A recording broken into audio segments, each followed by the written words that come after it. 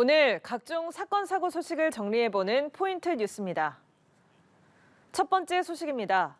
경찰서 유치장 앞마당에서 피의자가 도주하는 어처구니 없는 일이 또다시 발생했습니다. 지난해 피의자 10명이 집단 도주한 광주경찰인데요. 경찰청이 피의자 도주 방지 지침 강화를 지시한 지 2주 만입니다. 김경인 기자가 취재했습니다. 한 남성이 경찰관에게 붙들려 유치장으로 향합니다. 갑자기 경찰서 밖으로 쏜살같이 달아납니다.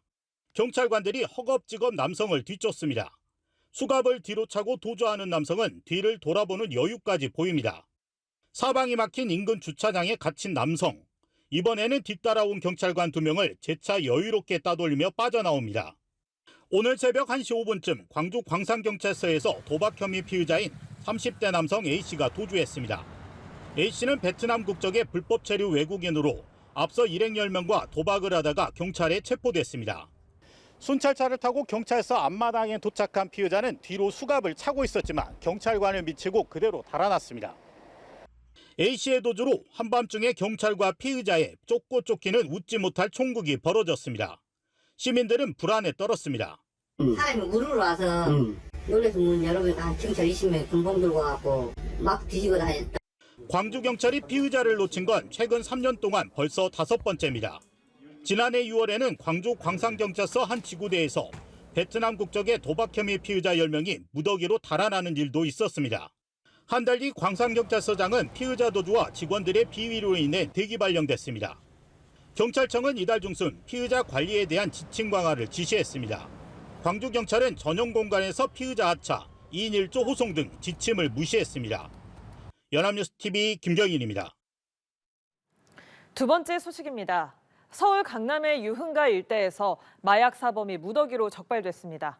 마약이 대거 유통됐고 일부 업소는 마약 투약 장소까지 제공했는데요. 경찰의 전방위적인 수사 끝에 91명이 붙잡혔습니다. 문승옥 기자입니다. 휴지통을 뒤집어 내용물을 확인합니다. 소파에 붙어있는 쿠션을 떼내자 투명 지퍼백이 발견됩니다. 여기에서 케타민과 엑스터시 성분이 검출됐습니다. 주점을 운영하는 A씨가 손님들에게 마약을 판매한 겁니다.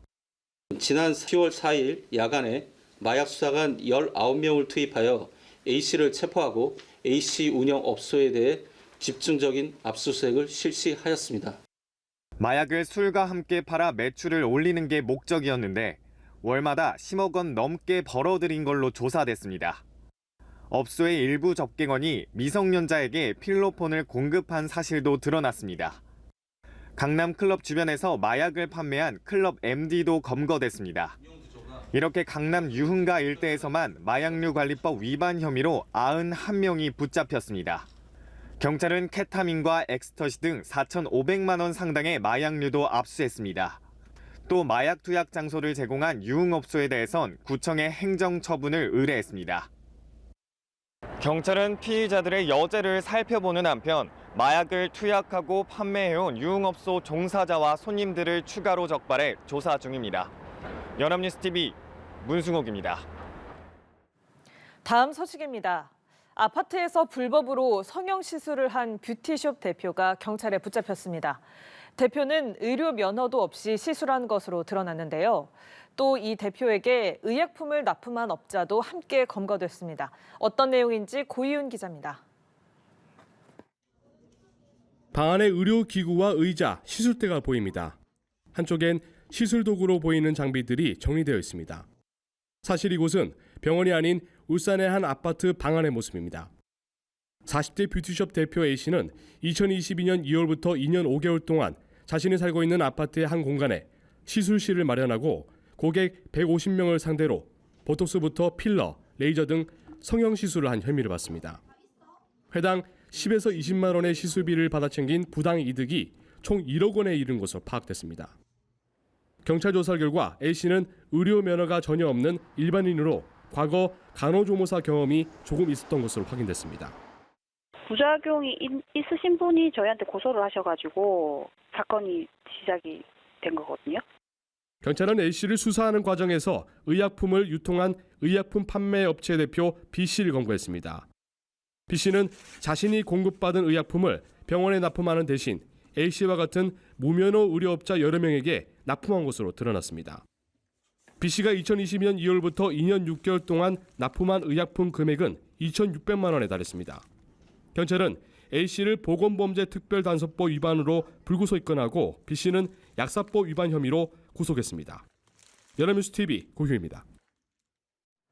마지막 소식입니다. 냉동 탑차의 온도 표시계를 임의로 조작하는 프로그램을 납품한 일당이 대거 경찰에 적발됐습니다. 실제 온도와 15도 이상 차이가 나도록 기록을 조작했는데요. 탑차 기사들은 온도 유지에 필요한 유류비를 아끼려고 가짜 온도계를 받아 사용했습니다. 서승택 기자입니다. 경찰이 냉동탑차 운전석에 올라탑니다. 이내 운전석에 부착되어 있는 실제 온도 표시계와 자동 온도 기록계를 확인합니다. 실제 냉동고의 온도는 영하 4.4도이지만 자동 온도 기록계에 표시된 온도는 영하 20.9도입니다. 자동 온도 기록계의 수치를 조작해 표시 온도를 낮춘 겁니다. 경찰은 냉동탑차의 온도 기록계에 조작 기능을 설치해 판매 유통한 업체 대표와 프로그래머 등 56명과 기사 3명을 식품위생법 위반 혐의로 검거했습니다. 냉동탑차에 설치된 자동온도 기록계입니다. 보시는 것처럼 피해자들은 온도를 임의로 조작한 온도 기록지를 수급처에 제출해 피해자들을 속였습니다. 시중에 조작 가능한 온도 기록계가 유통되고 있다는 첩보를 접한 경찰은 제조업체 2곳을 특정, 압수수색을 진행했고 온도 기록계 700여 점을 압수했습니다. 이들이 유통시킨 온도 기록계는 총 4,900여 대에 달하는 것으로 알려졌습니다. 탑차 기사들은 온도 유지에 드는 유류비를 줄이려 가짜 온도계를 찾은 것으로 나타났습니다. 기사들이 유류 비용을 아끼기 위해 온도 기록을 임의로 조작할 수 있는 기능을 탑재한 온도 기록계를 찾는다는 사실에 착안하여 이 기능이 탑재된 기계를 제작 및 유통한 것으로.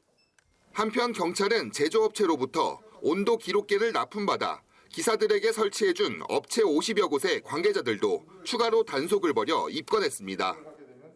연합뉴스TV 서승택입니다.